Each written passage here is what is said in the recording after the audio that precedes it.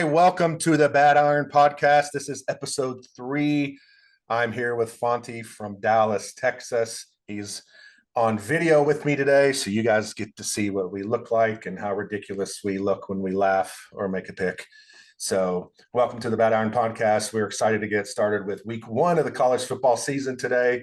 We'll go over some picks for the games tonight, Thursday, August 29th, as we get ready for the first weekend of the season after week 0. There is a full slate of games. We'll go over the best games, the top games that you're probably interested in, and who we think will win, why we think will win, if we'll cover the spread, things of that nature.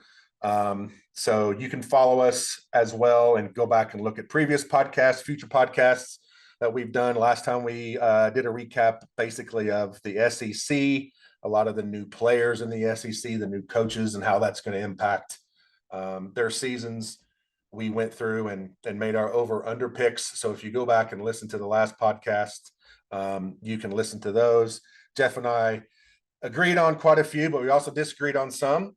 But I think we had some really good opinions that you might want to hear if you want to play any over-unders before those games start this weekend as the SEC kicks off play. So you can get those in before Saturday as those games start. Although some of them play tonight, including Missouri, who we had a pretty hot take on, or at least I did. So anyway, yeah, follow us. Go find us on social media. You'll see a pick that we made for week 0, which happened to come out pretty good for us in the Florida State Georgia Tech game. You'll see that in a pinned tweet on Twitter, or you can find us on Instagram as well and YouTube. And then you can find our podcast anywhere you can basically download a podcast. So that's kind of a recap of what we did last week. This week, we're going to go through some of the big games of this weekend. We're going to talk a little bit through the rules, things like that of the playoff. This is the first year for the 12-team playoffs. So we'll talk about that. But Mr. Fonty, how are you doing today? Man, I'm good. I got to tell you, it's been a long week. I mean, we're staring at college football starting really tonight. I think there's some games. There's some games tomorrow. And then we've got Saturday. Yep.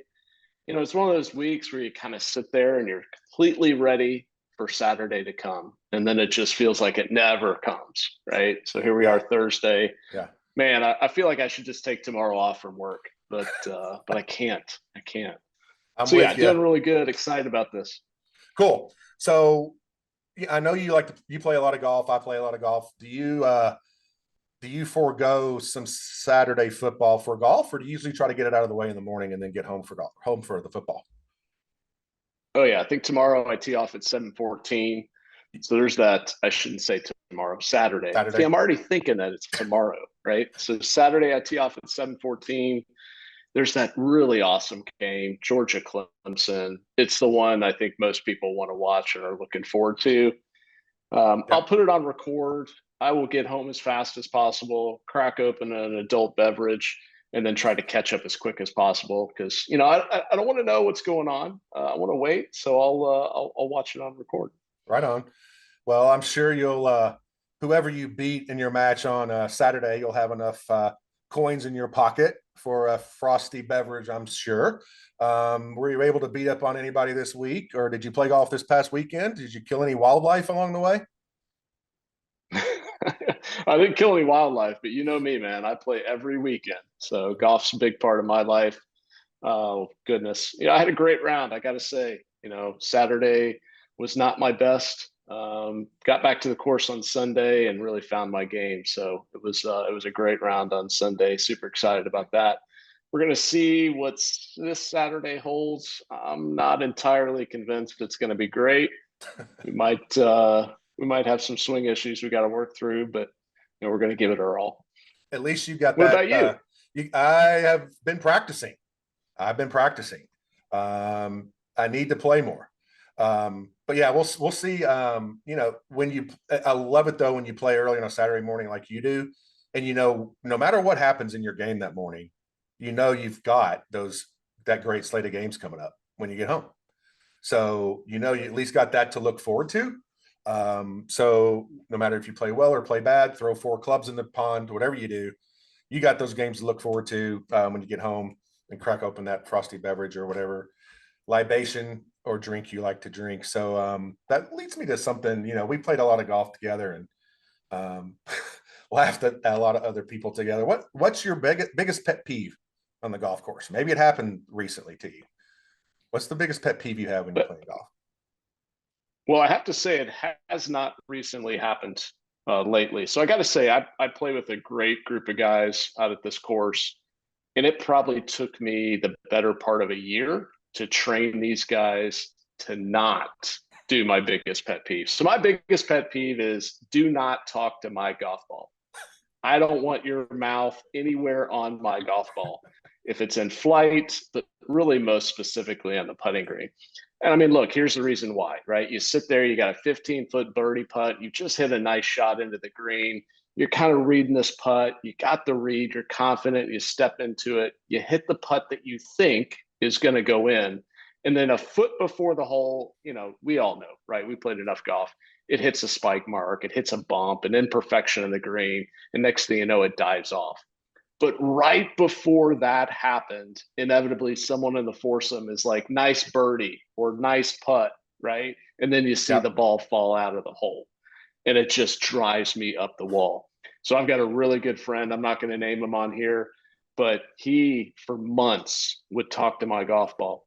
And I would just stop and glare at him, right? So what did he end up doing? After he finally figured it out and he understood playing with Fonty, don't talk to his ball, right? He went and bought a hat, and I wish I had the hat since we're on video, but he went and bought a hat and it has these patch on it, right? So there's these hats out there that you can buy with patches with particular phrases on them.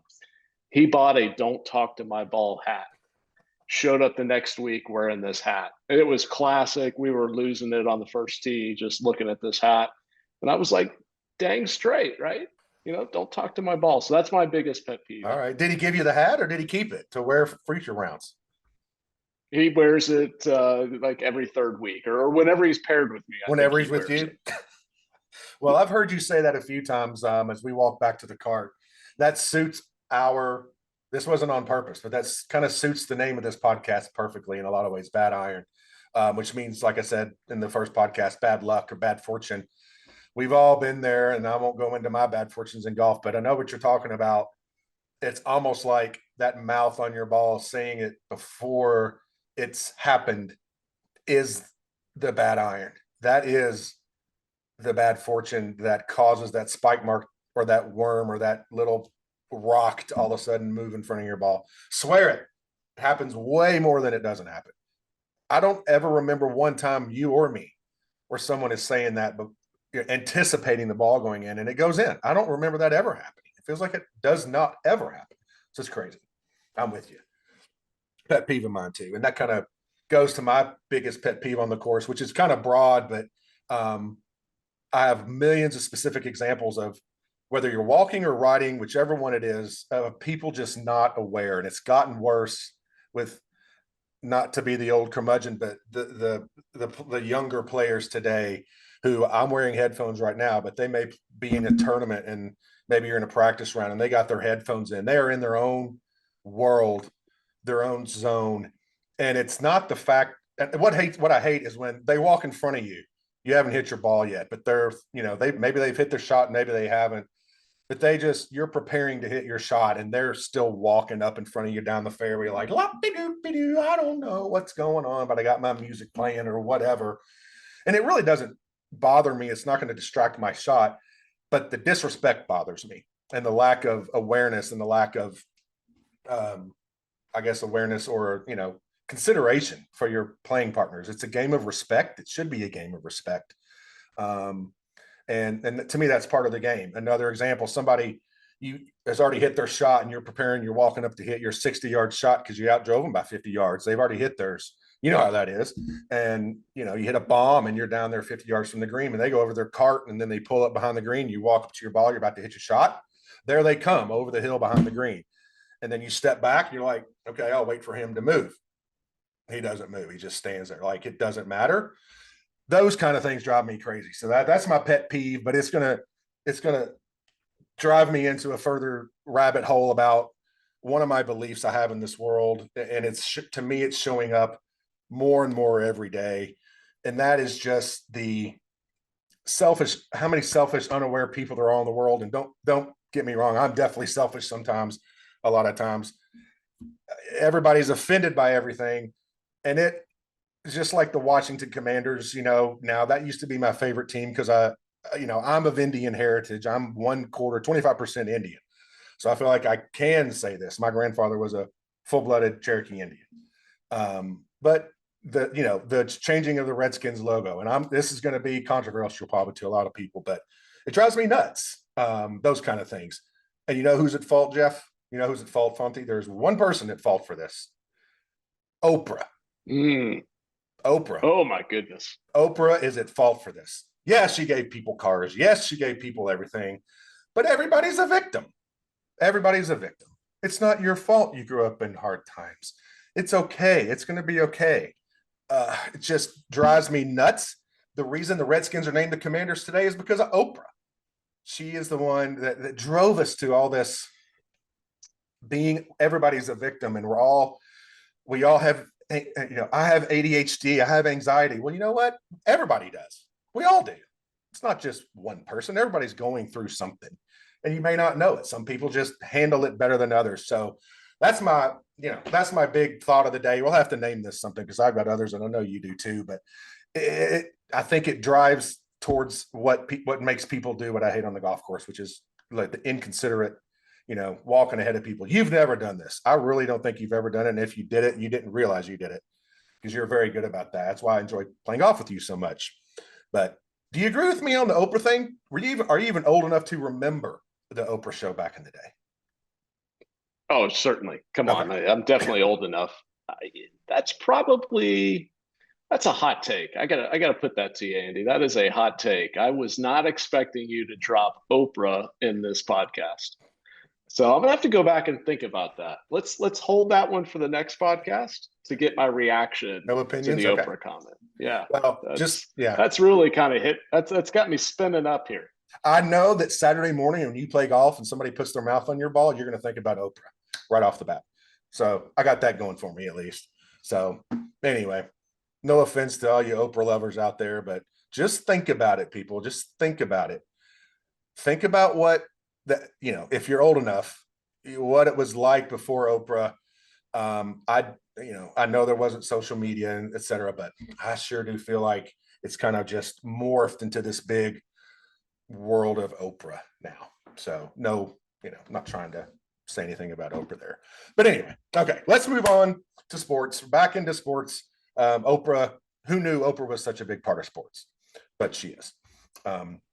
So I want to quickly go over, I was talking to some friends earlier this week that really claim to be, big football fans, et cetera, which I also claim to be.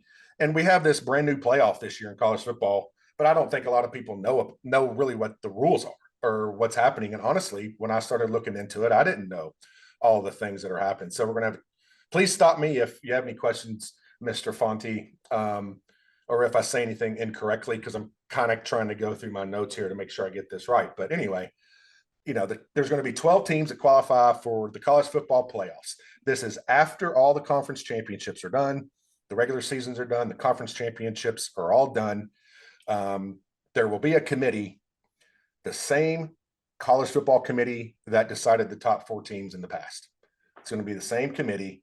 Instead, they're going to be picking the top 12 teams as well as their seed and where they will play in their first games in the college football playoff. So first of all, the top 4 conference champions, the top 4 ranked conference champions will be the 4 that automatically get a bye. That's not determined by the committee. That's determined by who wins your conference championship. So, it doesn't necessarily have to be the 3 best conferences. It's just who is highest ranked that won their conference. Those top 4 will get a bye. So that's a little quirky, could get a little quirky. I mean, most of the time it's going to be the SEC, the Big 12, the Big 10, probably ACC maybe, but, Florida State went down. So whoever wins the ACC, if they're not ranked higher than another conference champion, that other conference champion will get in over them in the top 4. So that's the first thing. And those first 4 teams will get a bye, and the next 8 teams will have an 8-game round robin basically to play those 4 teams. So the 13-member committee will be picking those next teams and their seeds. No conference is guaranteed a team in, and there's no limit to how many teams a conference can get in. So, for instance, this year, Friday, December 20th, and Saturday, December 21st will be that first round of 4 games. So the 5 seed will play the 12 seed, the 8, the 9, 6, 11, 7, 10, just like college football bracketology. So those all will play on Friday, December 20th and December 21st. Then the winners of those games will play on December 31st and January 1st in the quarterfinals. And then the Final Four will be January 9th and 10th. And then the national championship will be on Monday, January 20th. I won't go through who was on the selection committee. You all can go look that up. That's easy to see. Most of them you've never heard of, I can guarantee you. But they're ADs or former sportscasters or things like that. So now I'm going to get kind of to how they're assigned real quick, and the bowl thing, which is what a lot of people don't understand. So this New Year's 6 bowl games are a part of the playoff, and they're rotated every year, kind of like they have been for the Final Four. So the New Year's 6 bowl games are the Rose Bowl, the Orange Bowl, the Sugar Bowl, Cotton, Fiesta, and Peach Bowls. This year, the semifinals will be, and I got to pull this up because I'm going to make sure I get it right. On Thursday, January 9th, it's going to be, the Orange Bowl on Thursday, January 9th, and then the Cotton Bowl on Friday, January 10th. I do not know how those were decided, but I know it's random. It'll be a different bowl game next year. So those will be the final 4 games. The quarterfinal games played on the 31st and on January 1st will be also bowl games. So we're not losing the bowl games. It's just those other New Year's 6 bowl games are going to be mixed into the playoff. So you got 6 New Year's 6 bowl games that I just listed off. 4 of those will be the quarterfinal games on New Year's Eve and New Year's Day. This year, that's going to be the Rose, Orange, Sugar. I think I got that wrong. Rose, Sugar, Fiesta, and Peach Bowls will be the first 4. Then the Cotton and the Orange Bowl will be the semifinal games. Then the championship game is played in Atlanta, which I think they've done in the past, but I'm not sure. So anyway, that's a long way of saying this year we're going to have on Tuesday, December 31st. So you're going to have these 12 teams, 8 teams playing in the first round. They'll start on the week of the 3rd week of December. Then they'll play the quarterfinals on December 31st and January 1st. Did that make sense to you at all, Fonty, or did I go too fast and miss something? Well, what are the bowl games for the first set of 8 games? Do we know what those are? That is what That's I was where actually, yeah, like on Friday, December 20th and December 21st. Exactly. Yeah. We're talking like the Alamo Bowl and the Plane Rider Bowl and the, Pinstripe Bowl. I mean, man, holy cow, how many bowl games are there? I lose track of it, right? But I wonder what are those first games? Which bowls are they consuming, or is it not bowl games? That's an excellent question that I should have the answer to, but I do not. I only know about the 6. So I don't know if those are just played. I do know that they're played on the home field. So I don't think they are bowl games. There you go. Interesting. For instance, let's say number 12 is Baylor, number 5 is Tennessee. Baylor will go to Tennessee on that first round game. So it's not a bowl game. The other bowl games will happen. The other teams will happen. But the first round games are not bowl games. That makes a ton of sense. Yeah. Yep. And I do know this too, that the home team, and I don't know that they'll ever do this, but the home team in that first round gets to choose where they play. So if you have a smaller venue and a larger venue, you can choose your larger venue. Most of them are probably going to choose their college home stadium, I would assume, but there might be some teams that want to go to a bigger stadium. I don't know if that's the case in this situation, but they have that option. I did read that as well. So 12 will play 5, and 5 will get to choose where they play in their home state, home city. So it could be cool. You might have like I said, you might have an Oregon going to, I don't know, maybe not Georgia, but an Oregon going to Tennessee, or a Baylor coming to Kentucky when Kentucky makes the playoff this year. It could be some games and on their home field. I think it's amazing. I hope, I'm looking forward to them going to 16 teams. I think it's going to be incredible. I think it's going to be almost just as exciting as the NCAA tournament in basketball, but we'll see. A lot of people thought it was going to change the regular season and kind of deflate the value of the regular season. But if you think about it, like we talked on the last podcast, people are going to care more longer into the year, and that's going to affect who's playing for something in November. You could have 2 losses and still be able to make that top 12. So anyway, there you go. College football playoff this year. That's the way it's going to be. Let's get into some games. The first game I want to get into is not necessarily the best game, but there's something about this game that just drives me nuts, and that's going to be UCLA at Hawaii. I know this is a random off-the-board game. Hawaii's already played a game. It's always weird for people to travel to Hawaii and Hawaii to travel here. I think when you play at Hawaii, actually, you are allowed to add 1 game to your schedule.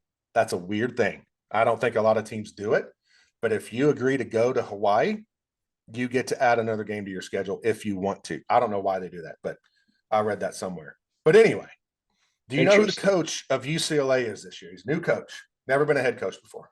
Deshaun Foster. Oh, yeah. This guy is, unfortunately, I think he's made a name for himself. Unfortunately, I do believe he has. So this was his introductory press conference. I'm just going to play it in the background. Coach Foster, when he was introduced. The Big Ten, we'll begin with your opening statement. How you guys doing? I'm happy to be here. Glad to be a part of this great conference. Finally putting 2 great emblems together, UCLA and the Big Ten. We're a school that's won, 123 championships. So this fits us being right in this conference. Football-wise, which is exciting. Yeah. I'm sure you guys don't know too much about UCLA, but our football program, but we're in LA. Oh. Good. It's us and USC. Oh.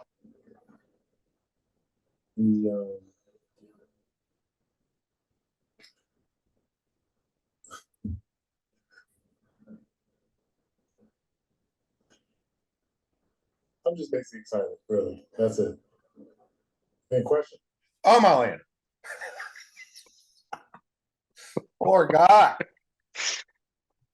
Oh, well, if you haven't seen the video, go watch it. He's up on stage all by himself.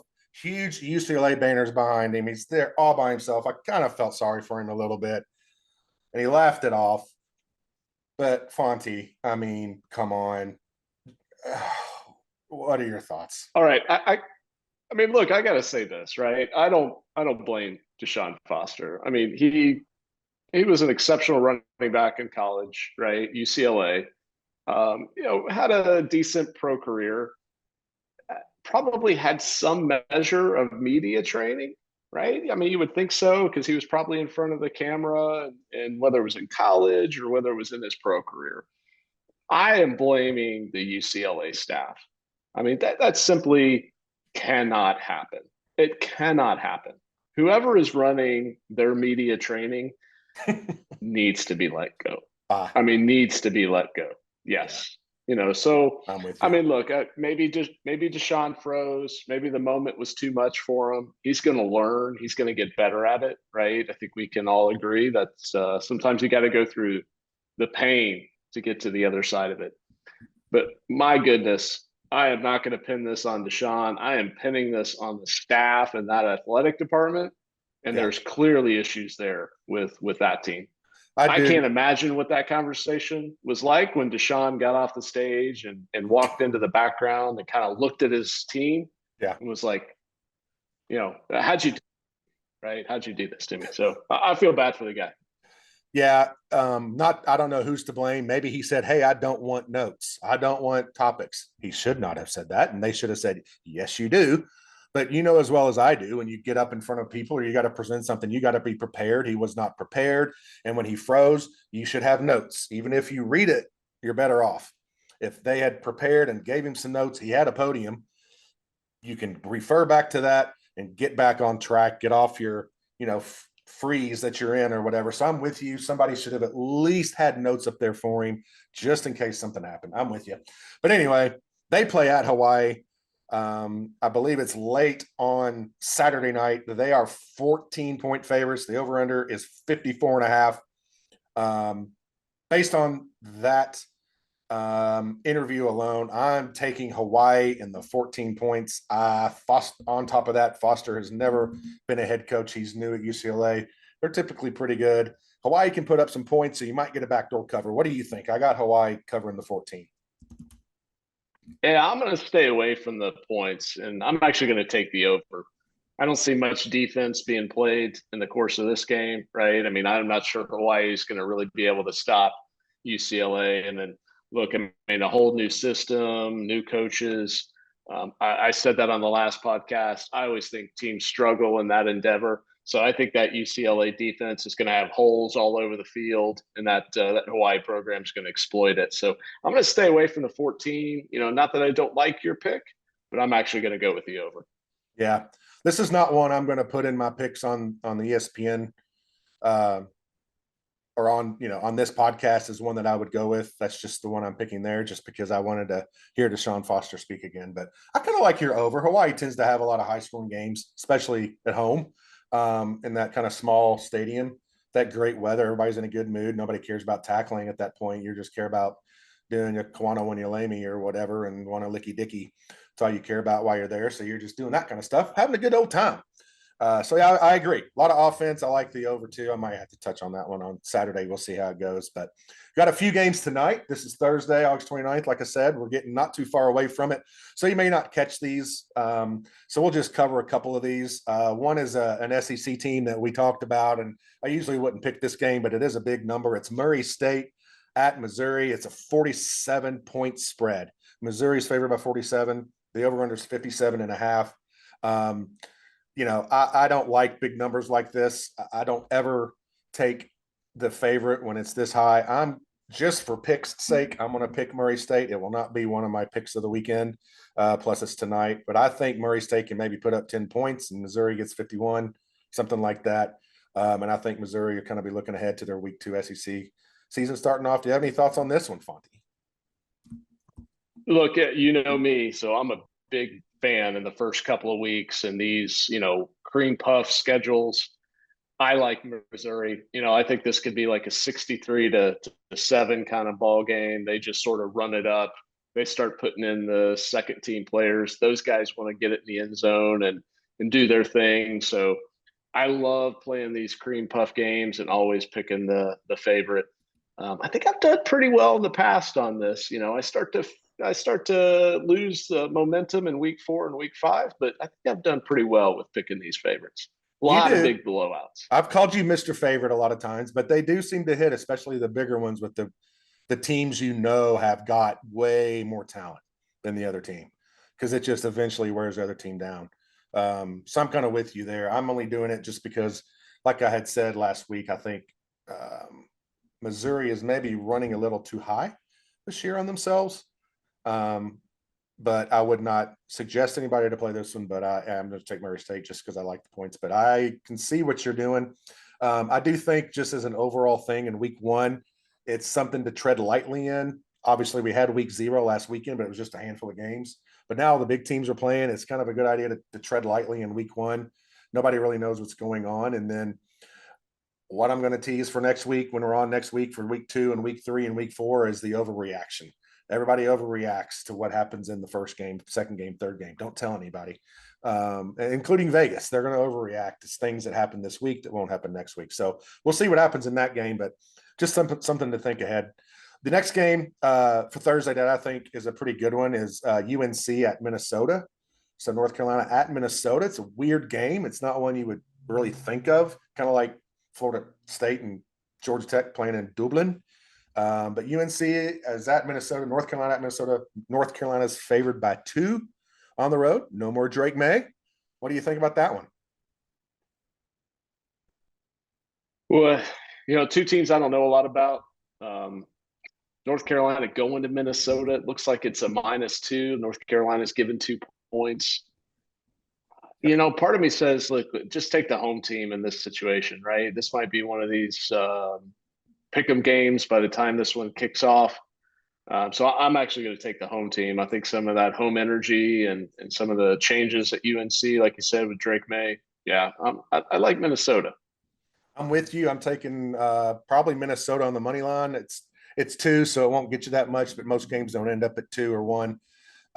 So I'm with you. We're both on Minnesota tonight against North Carolina. Go Golden Gophers. Is that what they are? Golden Gophers? They are. Why the hell what is a Golden Gopher? I never even thought about that. What are there gophers in Minnesota? I guess it's a gopher that's golden. Now, what I don't get are the whole oars, but I think that whole thing has been retired. So anyway, I got, maybe we can get Myron Metcalf on here one day. If you've heard of him, he's a sportscaster for ESPN. He's from Minnesota, loves Minnesota. Maybe he knows what a Golden Gopher is. I mean, anyway, it sounds like it could be a little naughty. I don't know. You never know with those people, all the snow and cold they have, they get a little freaky up there. So anyway, as you alluded to, we got a few games on Friday. I'm going to touch on one. I think it's a new to the SEC team. We got Temple at Oklahoma. And Oklahoma is a 42.5 point favorite. I don't know anything about Temple, but this is one I am going to predict, Fonty, that you are going to take. Even though you said Oklahoma will regress in the SEC, you're going to take Oklahoma covering the 42. Am I right? Actually, no. New quarterback, Jackson Arnold. I am going to stay away. I think this young man is probably going to struggle for a little bit. Now, again, I'm not going to sit here to tell you that Temple is some incredible football program that's out there to stop OU, but I don't like 42.5. So that's one I would stay away from with Jackson Arnold. First time really suiting up and leading that team out of the tunnel. So I'm going to stay away from Okay. OU, and I would take Temple in this scenario. Okay. I'm with you on Temple. If for nothing else, I don't remember the last time Oklahoma had a good defense. I think it was 85. It seems like even if a team comes in, and I don't know much about Temple, but I feel like they'll be able to move the ball. Even if Oklahoma and that quarterback does have a decent game, they're going to put up a couple of touchdowns, which means Oklahoma's got to keep putting the gas on, and I don't know that they're going to do that either. So I'm with you. I like Temple to definitely cover that 42.5. I think that hook right there is important if you can get it. So Temple, we're both on Temple at 42.5. We're going to move on to the Saturday slate of games. We're going to hit some of the top games for the day. One of the ones I want to hit first, Fonty, is my team, Kentucky.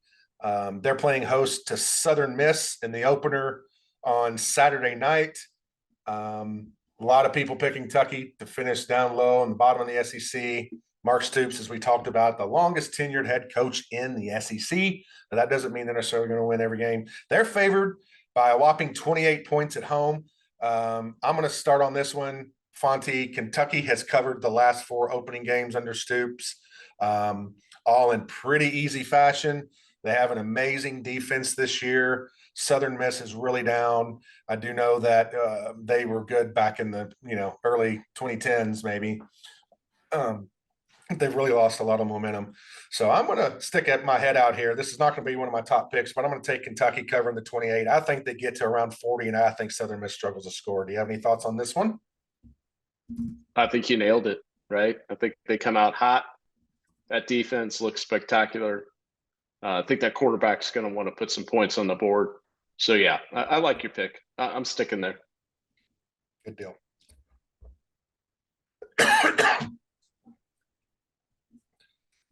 Sorry, I'm going to cut this out. I don't know what I swallowed, but I swallowed something. Can you hear me? I can hear you. Okay. I don't have a piece of lick. I'm going to start all over since we have time. Now it's going to look like I'm crying about this pick. Maybe I should leave this in since we're still recording. All right. Kentucky chokes me up. Okay, we're moving on to Clemson at Georgia. Obviously, I think that's the biggest game of the day. Two perennial powerhouses the last 5 years. Multiple times have been in the playoffs. I don't know how many years in a row, 7 or 8 years in a row. Georgia's now on top of the mountain at this point, even though they didn't win it last year. Clemson's been there plenty of times. Clemson beat my Kentucky team in a bowl game last year in a last second touchdown drive against the weak secondary that Kentucky had. So I got to see them a lot last year, but Clemson's playing at Georgia. Georgia's a 13.5-point favorite. That could be a little teased by Vegas right there to take Georgia. What do you think about this big matchup with one of our favorite coaches, by the way, Mr. Dabo Swinney? It's hard to even talk about Clemson. I got to say there's a family Clemson connection. So for me, it's really even hard to kind of talk about Clemson, but that's okay. I'll get into it. Look, I think we know who Georgia is, right? I mean, ultimately, they're going to be one of the best teams in college football. I don't think we know who Clemson is. They had this 5-star, basically the number 1 player in the country, Cade Klubnik. Has this young man lived up to that billing? I'm not sure many people agree that he has, or will say that he has. So I think there's just a lot of question marks in that program, and I'd love to kind of lean out and kind of pick Clemson here to cover that 13.5 to make this an exciting, close game, something that comes down to the end. But I think there's too many question marks across that team and with Dabo and with some of his new coordinators. So I've got to take Georgia. I've got to say they're probably going to dominate Clemson, and Clemson may struggle to score. I'll hope we come back and look at this in the next pod and see, whether I was remotely close in my take here. But that's where my head is at. Just a lot of question marks with Clemson. I agree with you on Georgia. I'm going with Georgia. If it's 13.5, it may go up by game time. Most likely will probably end up higher than that. If it's 13.5, I definitely take it. If it's 14, I probably still take it, and maybe still going to push at the end. I think Georgia has got something to prove. Like I said in our last pod, I think they are really out to prove people wrong. They've got a lot of big pieces back. And Carson Beck too back. I think he'll have even better year this year. So I don't think the ACC in any way, shape, or form is up to par to handle. We've already seen Florida State lose to Georgia Tech. Who knows if that's a reflection on the mediocrity of the ACC or not this year. Again, I think Georgia rolls them. I think it's 3 touchdowns by halftime, and they cruise to the end. Hopefully, we just have to worry about that backdoor cover, but we're both on Georgia on that one. I'm with you. Hopefully, we're right next time when we come back and review these. One of the ones I want to touch on is Penn State at West Virginia. Penn State picked top 5, I think, again this year. They kind of fell apart at the end of last year when they're playing some good teams. West Virginia is an 8-point favorite. Penn State is an 8-point favorite at West Virginia, and I like West Virginia to cover that 8 points early in the year. I think it's another one of our favorite coaches at Penn State, Mr. Franklin. I don't know what you think about him, but he's a little bit wacko, kind of like Mr. Dabo Swinney. So I'm going to take West Virginia to cover it, the 8 points at home. I think this is a big year for West Virginia to really push and fight for the Big 12 championship. What do you think? I have to go the other way. I do not like that pick, and I don't like Neil Brown. I think he's not the best head coach. That quarterback has a ton of talent. I mean, I'll give it that, right? He's played pretty well, particularly late last year. Really showed a lot of things. I think people are expecting big things out of him. I don't know. I think Penn State's kind of big brother in this scenario. I think they come in there and really sort of dominate the offensive line, or the line of scrimmage, I should say, both offensive line, defensive line. So So I like Penn State to take care of business here. So I'm going to pick the other side of you on this one. All right, that's good. We shouldn't be picking the same side every time. We'll have a little bit of a difference there. So we'll see what happens. We'll be, I'm sure, texting each other during that game, rooting one way and rooting the other. So I do have some thoughts on Miami at Florida. Interesting time of the year for this game to be played right off the bat. And this is great. I think we've got a lot of great games right off the bat in the first week. Sometimes those are pretty lame, but I'm gonna go first on this one. We haven't talked about either. We haven't talked about Miami. We talked about Florida. We both, I think, thought Florida was going to be. I think you named them a dumpster fire in our last podcast, which I tend to agree. I think the coach may be on his way out this year. I think Miami is going to be a little more talented, and they're going to challenge for the ACC title. I'm taking Miami to cover. That's 2.5. Miami's favored at Florida, but I don't care. I think Florida does not have the talent Miami does or the speed. I think Miami takes it, and I'll even give up the 2.5. What do you think? I think this coach has lost it before we even step foot on the field. I mean, I called Florida dumpster fire. I'm just adding fuel to that flame, right? So, yeah, they get destroyed by Miami. Miami's going to rule the roost in the state of Florida probably this year, and I look for them to come out strong. I agree. So we're both on Miami there. That's actually one of my top picks that I'll go over at the end of this, but Miami's definitely one of my top picks of the weekend. I'm not usually a big road dog guy, but this matchup seems to be a mismatch to me. We're going to move on to a random game, but it's going to be one close to your heart, Fonty, and that's Tarleton State playing at Baylor this year. Baylor with not the best year last year. You can talk a little bit more to that, and you can tell me where Tarleton State is while you're at it.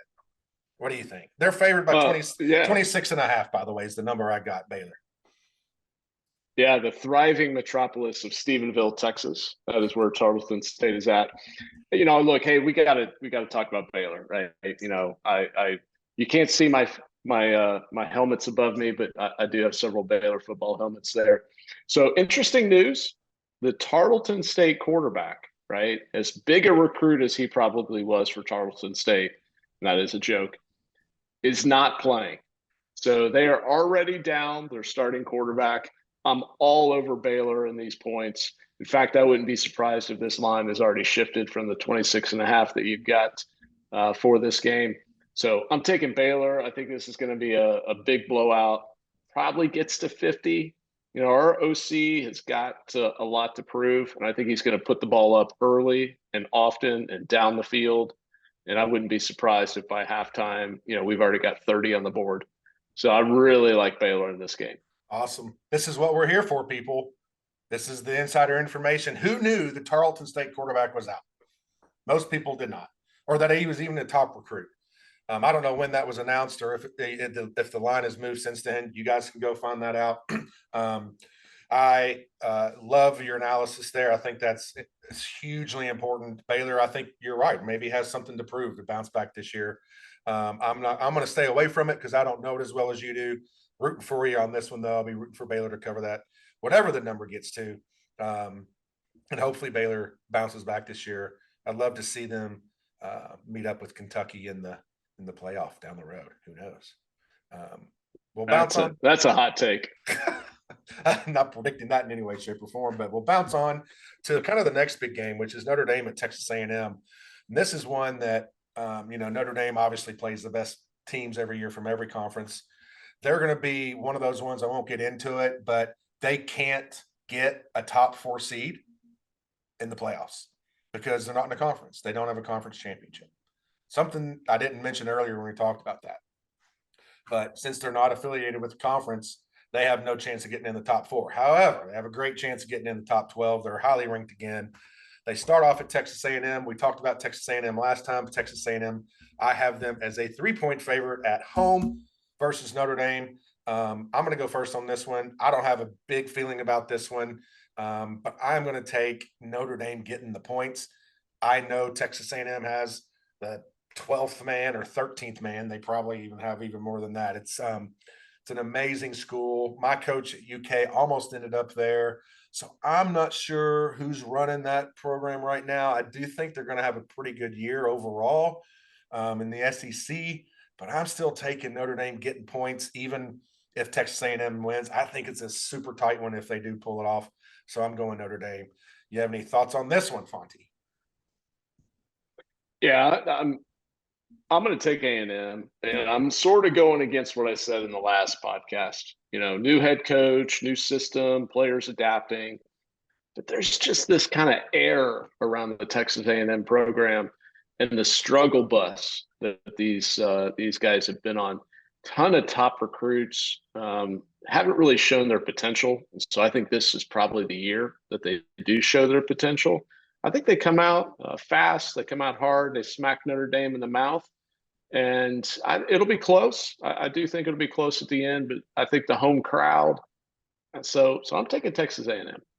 All right, cool. That'll be a fun game to watch. I don't have the times in front of me. I think that's a night game, which is an amazing atmosphere. If you've never been there, it's not a great city to visit, but it's a great atmosphere to go watch a home game. Speaking of a great atmosphere to watch a home game, we're going to move on to a Sunday game right now. The best place I've ever watched a football game, other than Arrowhead Stadium in the NFL, any best place in college is LSU, Baton Rouge, especially a night game. They get to host USC without Caleb Williams on Sunday. LSU, LSU, USC, two of the Heisman top picks last year, going to have probably pretty good careers in the NFL, but LSU's got them at home Sunday. It'll be an amazing game. There's no NFL, so there'll be a lot of eyes on this game. LSU I've got them as a 4-point favorite, and the over-under is at 64.5, hosting USC. If you remember last year, if you bet the over on these two teams all year, you made bank. They both could not stop anybody, and nobody could stop them. They went over, I want to say, 94% of the time between the two of them last year in every game.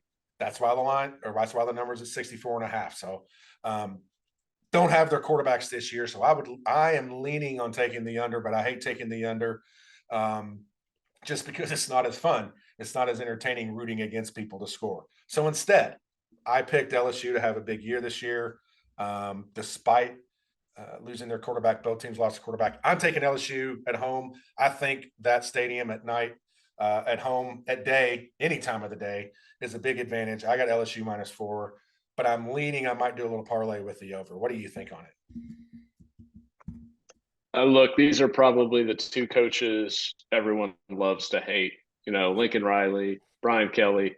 I mean, there's just nothing about these two guys that makes you want to stand up and smile and cheer.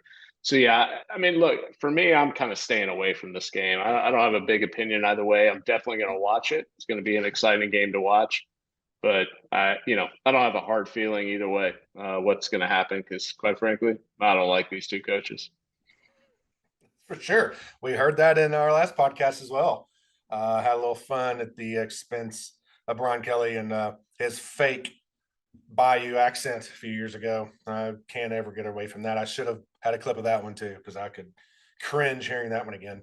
One of the other ones I wanted to touch on, we got two more to go before we're going to end. We're going to talk about one of my kind of tip and trick that I like to share with people that I like, and I like all of you all listening. So, and I like you, Fonty, too. So I think I've told you this, I'm a big guy when it comes to college football, college basketball, on the bounce theory, which now that gambling is becoming legal, more people are aware of it. But I was doing this, 20 years ago. A team has a big up game or a big down game, they bounce back, but it always has some stipulations. So we got Georgia State at Georgia Tech. Georgia Tech had a huge upset, traveled all the way to Dublin. This is not a game I would normally even look at on the schedule. Georgia Tech's favored by 21 at home against Georgia State. There's no doubt they're overlooking them, even though they're both in Georgia. I'm going to take Georgia State to cover the 21 points.